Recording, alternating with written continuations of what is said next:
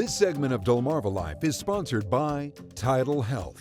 Well, all you need to do is take a few steps outside and you will feel it, the summer heat that's already bearing down upon us, and it's only getting hotter. Some of the temperatures outside might even have you turn around, heading back inside where it's nice and cool. But despite the heat, we all still want to enjoy those clear sunny days outdoors, but without being properly prepared to contend with the high temps, you could be putting yourself at risk. So we'd like to welcome in Sarah Arnett. She is the president of Your Dachshund. Welcome to DelmarvaLife and happy summer. Yes, happy summer today. Yeah, absolutely. Okay, so first of all, can you talk about some of the different health issues that can arise from prolonged, I guess, heat exposure? Sure.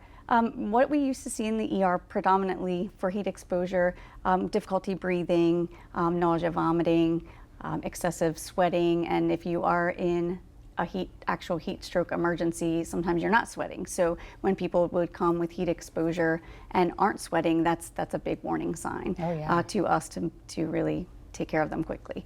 So typically the difficulty breathing is the predominant one that we see because people with respiratory illness have a hard time with the heat. Yeah. Okay, so you have heat exhaustion and you have heat Stroke.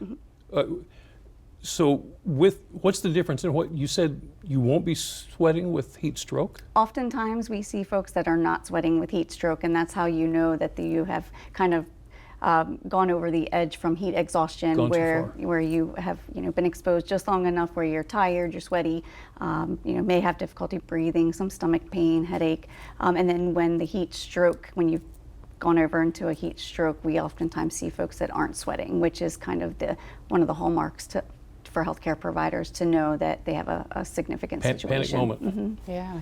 So we're first day of summer, but Yes. we've already got the heat. Have you seen any of this yet this year? At Your Dachshund, we have not seen a tremendous amount of heat injury or illness right now. And I say injury too because people oftentimes, if they're not careful with the hot asphalt or they sit on metal or something like that, they can have some burns. Not significant, but they can happen. And so we will always be prepared though, especially today being the first day of summer and everyone headed down to the beach and all those fun things that people like to do outside in the summer. So when we talk health, we usually talk prevention. So is there something we can do before we get to the heat exhaustion and the heat stroke? Yes, we like to remind people to remain hydrated, lots of water. We want people to drink things like water, not necessarily Gatorade or anything like that, but water's always good. Juices, things like that help keep you hydrated. Certainly staying in the shade as much as you can while you're outside if that's possible. Suntan lotion, of course, hats to kind of keep the sun off your face.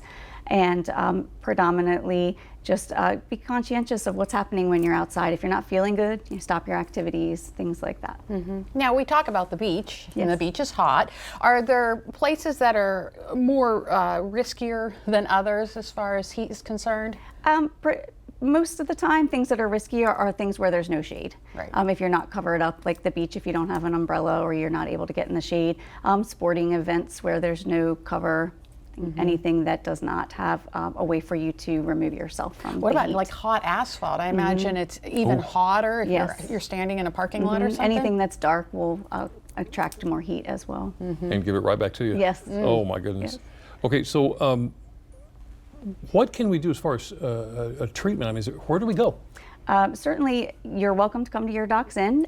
If you're not having significant heat stroke symptoms, we're happy to help you there. But if you are experiencing heat stroke symptoms or you have someone that has been out in the heat and is confused and lethargic, it's certainly the emergency room right away. Yeah, you don't want to mess with this, do you? No, not at all. Yeah. All right. Sarah Arnett, Your Dachshund, thank you so much. Wonderful talking to you. Common sense information. Yeah.